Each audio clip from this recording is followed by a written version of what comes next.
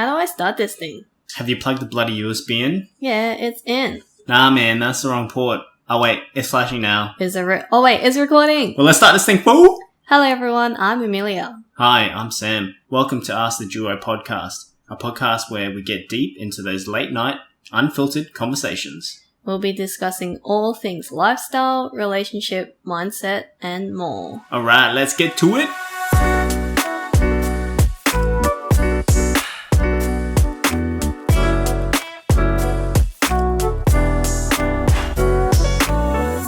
Hello, we're back. Hello. So we have another COVID edition here today, but it's not me this time. This guy over here next to me has COVID now. Yep. So I got fucked in the asshole on Thursday night from work. So yeah. But yours seemed quite mild. Even mine was mild, but yours is milder than mine, I would say. Like you didn't even get body aches or anything. Did you? No, I just had fevers, but I just felt tired. Dude, your fever reached 39. I thought mine was bad at 38.6 or whatever it was, and yours was 39. That's crazy. Yeah, it was pretty bad, in terms of temperature. But you didn't feel it, right? Huh? You didn't feel, like, physically you didn't feel like you were really hot or anything. No, so it was kind of strange because there were points where I did feel, I guess, normal. But then when I measured my temperature, it was pretty damn high. Yeah, that was me as well. Like, physically, if no one told me, like, if I didn't measure my temperature, I wouldn't have known that I had a fever. Yeah. And then there were points where every time I lied down, my head was pretty much boiling, where it felt like, I don't know, I can't really explain it. It's just like you're boiling water in your head. Yeah, I guess you want to say it like that. But no, it felt like you wanted to explode like that. Yeah, I had that as well the first night though. Like when you came home and I told you I had body aches, and that was when I tested negative, but my head was like just radiating explosion kind of feeling, like your head's like compressed where it's about to like explode. Yeah, pretty much. Yeah, I had the same thing. Yeah, and shit. Then your cough sounds pretty nasty though. Yeah, I've got a chesty-ish. Is that chest? Yeah, it's chesty because you've got the phlegm. Mine was completely dry. Like I didn't even have any cough or runny nose until towards the end of it. I think that's when like all the virus is coming out and finishing, and like I had a really dry cough. Like there was nothing in my chest, but yours is quite chesty. Yeah, mine's like phlegmy, but juicy in the lungs. Yeah, but it was like it's kind of like real random because even still now I feel like coughing, but sometimes I don't want to cough at all. And then randomly I have like snot drooling down my nose, and then sometimes I don't have anything, so it's really on and off. Yeah. All right. Well, hopefully you get better soon. And yeah, hopefully. Yeah, because yours is quite mild, so I have high hopes that you'll recover quite soon. But today we're going to be talking about this thing that I hear all the time is be afraid of the calmest in the room. Damn. So, have you heard of that saying before? No, but I've heard of something different. What's the one that you've heard? It's probably not related to this, but it's more about it's always the quietest ones that you need to be afraid of. Yeah. And can you explain what that actually means? Like, what's the reason behind saying that? It's more of a violent one. So the saying is you've always got to be careful of the nicest and the quietest one, because those are the ones that are the most deadliest. So that's a common thing that I've heard. Yeah, and it's essentially the same with like just any situation of someone being the calmest in the room. And my take on that is because they've got so much self-control of their own emotions that they can control the situation because they don't let the emotions control them. Yep. Whereas like someone who might, get heated straight away, get really fiery over something in a heated conversation, which is, like can happen, especially when you're really passionate about something. But staying calm and composed helps you figure out a challenge or get through that heated moment a lot better than when you're like in the heated moment. Yeah, 100%. Of course. So, we wanted to talk about this topic because as you, like, a lot of listeners have heard throughout our many episodes that we've had now, we're quite similar in a lot of ways, but one thing that's very different is how we confront challenging and heated situations. So you're very confrontational, in a way where you react straight away. Like, not react as in you get angry, like you can, but you definitely know how to confront someone straight away right in the moment. Whereas for me, depending on the situation, there are a lot of times where I would just stay quiet, I stay composed, and I sit and think about the situation, what's happening, who's reacting, and how they're reacting, and how I should react. Like, a lot of things are going through my mind at that one point in time. So I stay really calm. So it's like, yeah, I am composed, but at the same time, it could come across as a missed opportunity to speak up. So I just wanted to talk about these two differences. Yep. Okay. So, when a heated moment happens, say, there's obviously time and places like work situations, relationships, confrontations, and, friendships or whatever. But let's say it was a work situation and someone, brought up something that, and maybe pointed at you and put you in the blame when you didn't do something. Like, what would you do in that situation? That's happened a few times. Like, it's not like the first time. Well, if it wasn't the first time, then I would obviously be upset, but I would probably be smarter behind it, because if it's a repetitive situation, I would probably note every scenario, time-stamped, and every conversation at that point, which, if that person called me out again, that's when I'd probably check the fucking bastard. But, like, I wanted to know the reason behind why you would confront, like, because how do I explain it to people? Because I don't know how to explain it for people who haven't seen you do it, but you do get quite, not heated where you're aggressive, but you do get louder where you want to make a point. So what's your take on confronting in that direction, like that way? Well, it depends on the scenario. So if it's work-based, you've got to always keep emotions out of the conversation. So it depends on how you react. But in this scenario, it's about being calm, but knowing how to react and address the situation and the person at the same time. So like I said, if that person came to me and said, hey, you fucked up on this, even though I know that I didn't, and I've tracked every timeline that this person has called me out, that's when it's game on, because it's like, well, hang on, you've done this multiple times. I've noted all the times that you've fucking called me out, and you're a dickhead about it. But do you say that in front of, like, say it's like a team meeting, would you say in front of the whole team? Well, it depends, right? So if it's a team meeting, probably not. You've got to go to the right people in order to basically check that person. So who would you go? Would you go to, like, management or something? Oh, say, yeah. Like, hey, this person 100%. made this point and I don't agree with it.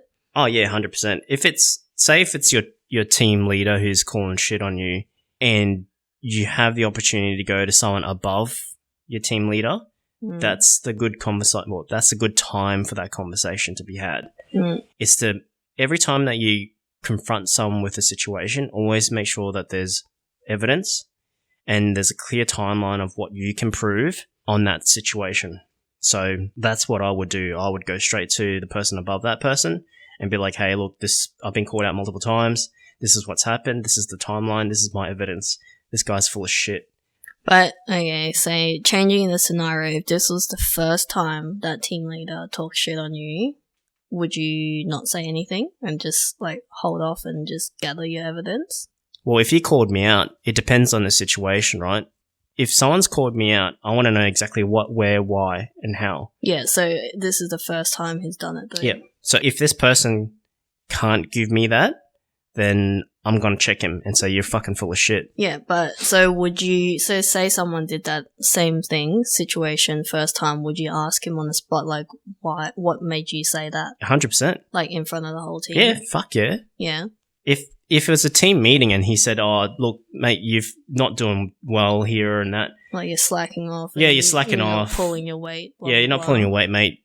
Then it's like, well, fuck up. Tell me exactly how, where, and why. In front of everyone here, you called me out, so let's go. Yeah. Like, see how heated he is? Like, but it's not heated, though. Not heated, but like, it's... You stand your ground, which is good. This is what I appreciate about you, because if that happened to me in a work situation, I would do the same thing. I'll ask, like, what made you think that? Or where did you see this situation happen where I didn't pull my weight? Where did I drop the ball? Like, I'll ask in this same tone I'm asking at the moment, but whereas your tone is quite like you are standing your ground, which does help in a way because then people can know not to mess with you. Whereas for me, like, I would say a lot of people can take my tone of voice as very soft and they're like, okay, I can still push this person or I can still pick on this person. But there's, like, yeah, I understand by vocal tone can, I guess, position you in a certain stance, but not necessarily. It just depends on your wordings as well. Yeah. And what you're asking and demanding in some way. Yeah. Because, like, in this situation, it's like, well, it's not because I'm being aggressive. It's more like, well, hang on. You're calling me out on a situation which there's no factual information behind it. It's kind of uncalled for as well. I mean, look, the difference here is if this person called me out during a team meeting, that's a dick move. You don't do that. Because if someone's underperforming, you're meant to have a one-on-one sitting with that person. Yeah. It's just an etiquette thing and the respect. And I'm big on that. So if one of my guys were underperforming, I would always pull them in and talk to them individually. Yeah. But, like, I'm just talking about, like, in terms of tone of voice and stuff, because I just find myself in situations where a lot of the time, even though, like, I would say now I would confront a lot more than I would back then, but I'm still like this. I talk like this voice. I would stay calm. I'm just like, so what made you feel like I'm underperforming? Like, this kind of tone, I feel like I'm still confronting, but I just don't know why I still get a lot of people who may pick on me in terms of me being soft or calm. Yeah, and like you said, maybe it's just the tone of voice that you're maybe using in conversation.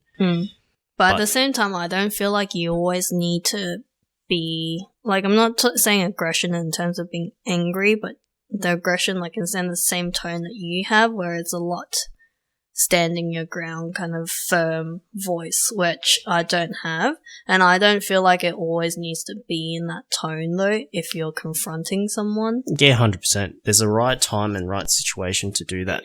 So, yeah. Alright, let's change it up. So, instead of a work setting, say this is like you've gone out to, with a group of friends at their house, they're hanging out, and then this one friend somehow just ended up picking on you in terms of saying that you never do this or you did this and it made it worse or something like that. How would you react? Well, it depends on what I've been accused for. I would obviously be defensive at first, like anyone would be. But it's also understanding what that person is coming from and how they're explaining it. Yeah. So if it's a valid point, then there's no... It's just about understanding the situation and comprehending what that person's trying to say. And if all your friends are agreeing to that situation, then obviously there's a valid point behind it. Yeah. Right? So that's kind of like, I don't know how I would sort of stand. So I think the common theme, I agree with you. Common theme is once you get confronted, you kind of want to understand. Like, you wouldn't shut someone down straight away and be like, whoa, like, that's not right. It's more like asking and understanding their point of view, being like, why do you feel that way? Or what made you feel that way? And what situation occurred where it was a good example to say that I did this thing. So it's more like understanding their point of view rather than shutting them down straight away. And confronting in that direction, like in that way. Yeah, 100%. Yeah, I agree with that. So why do you think people are most afraid of the calmest in the room?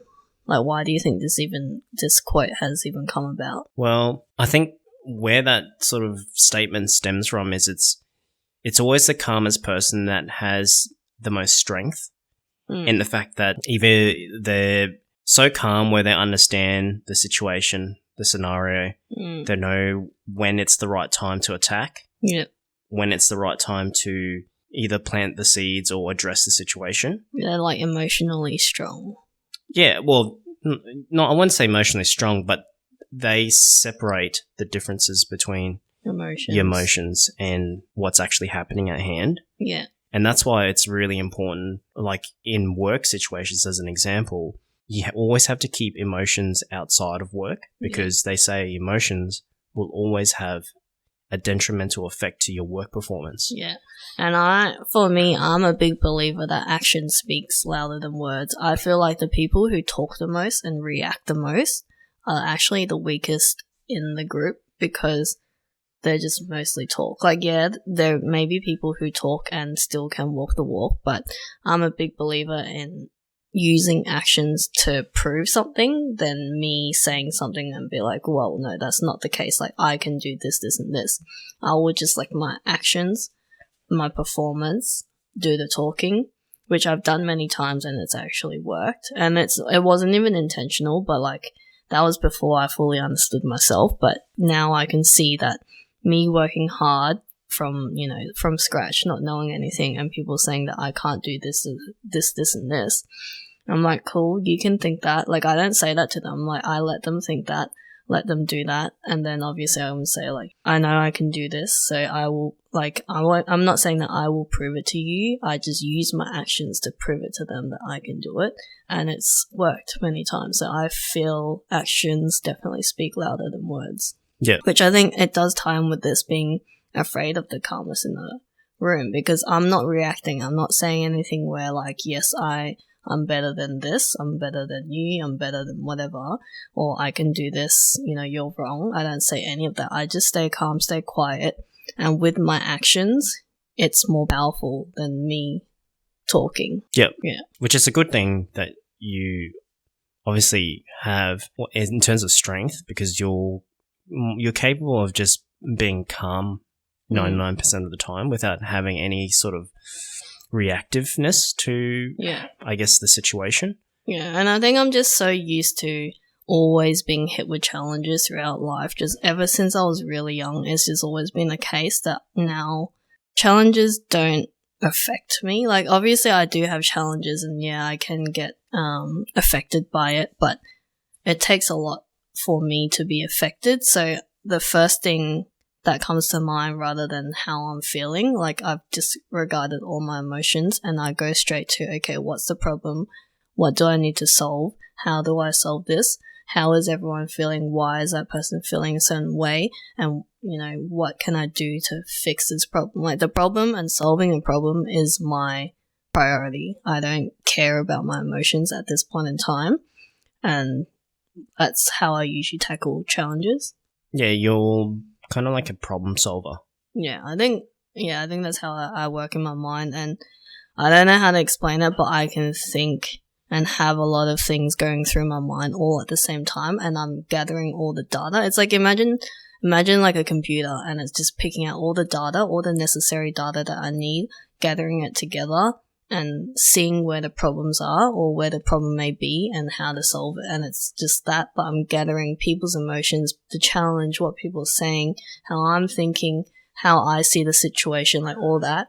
And I'm just getting all that in my head and making it into an equation and solving the problem. Yeah, which is really good if you think about it, because it takes a lot for people to process things the way you do. And that's why you being so calm is such a pretty damn good strength. And it taught me a lot too, because it's like, well, I used to be way worse in terms of reactiveness.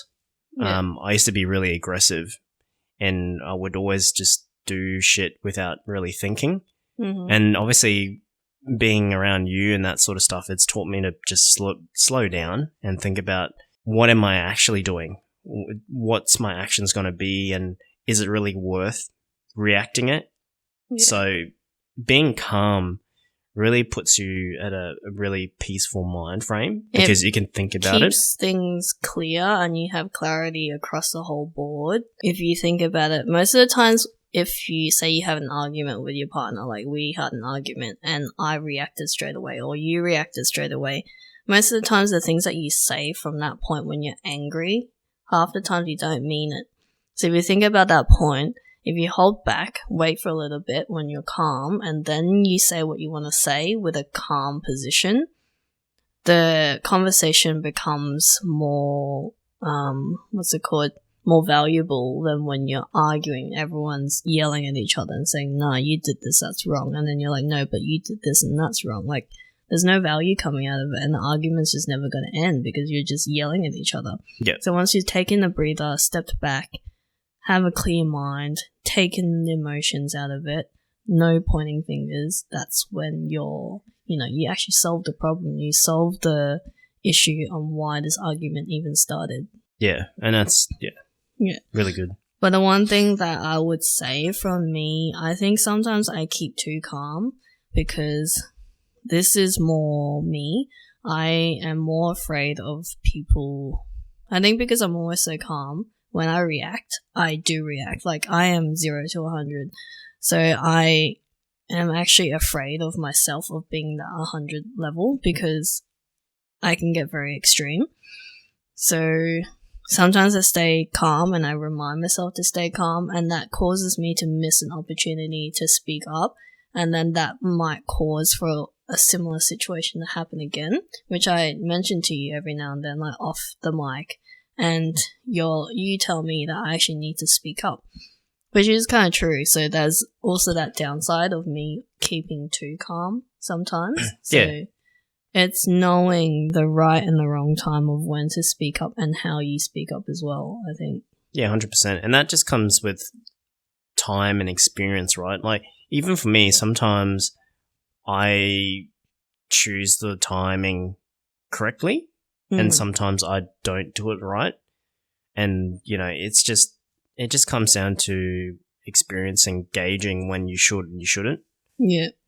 Because, definitely there are moments where you should react, and then there are moments where you probably should just slow down and think about it before sort of reacting. Yeah. And I think,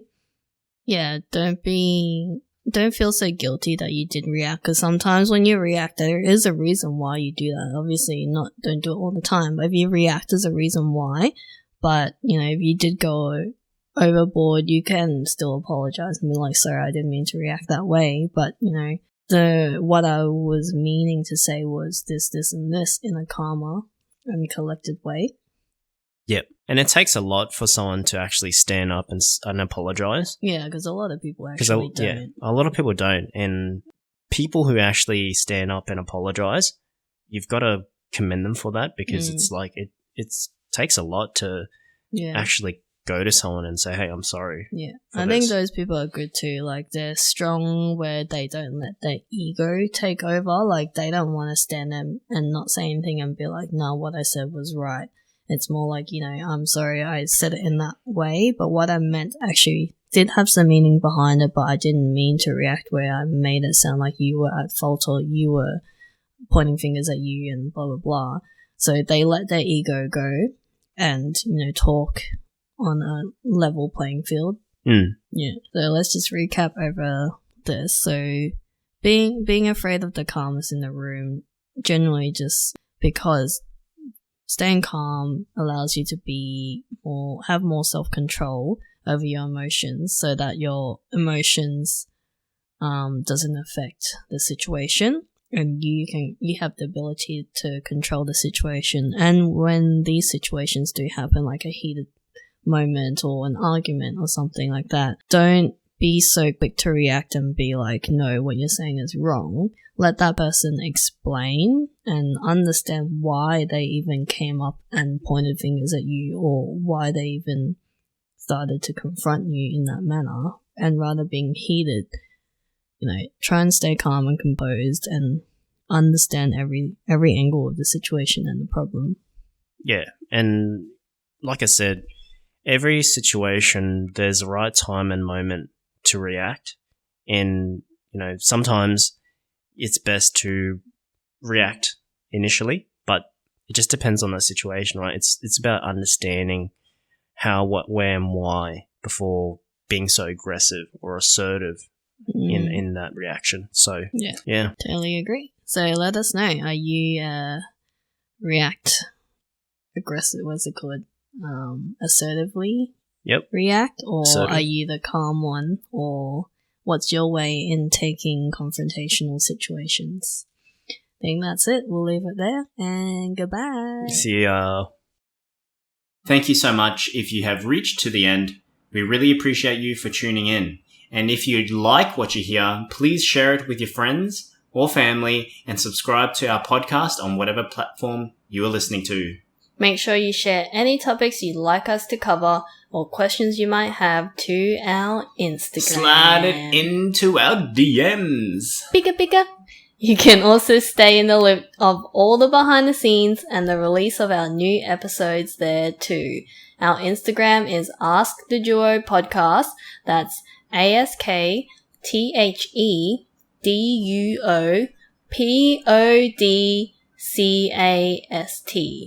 Man, feels like I'm in a spelling bee competition right now.